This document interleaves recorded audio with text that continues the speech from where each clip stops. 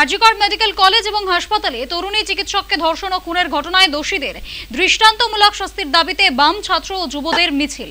বৃহস্পতিবার ধর্মতলা চলো অভিযানের ডাক দেয় এসএফআই, ডিওয়াইএফআই, এআইডিডব্লিউএ। বিভিন্ন জেলা থেকে আসা ছাত্র, যুব এবং মহিলা কর্মীরা এদিন বিভিন্ন জেলা থেকে এসেছিলেন।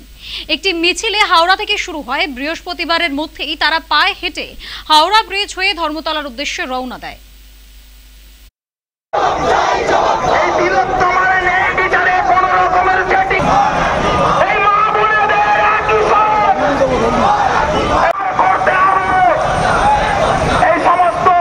আমাদের তো একটাই বার্তা, আমরা তো লড়াইয়ের পথে আছি প্রতিদিন। যত বিচার পিছবে আমাদের লড়াই তত তীব্রতর হবে।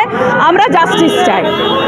তিলোত্তমার সাথে যে ন্যাক্কারজনক ঘটনা ঘটেছে তার অবিলম্বে আমরা চাইছি যত তাড়াতাড়ি সম্ভব তার বিচার হোক এবং আসল মাথাদেরকে কোনো মতে আড়াল করা চলবে না।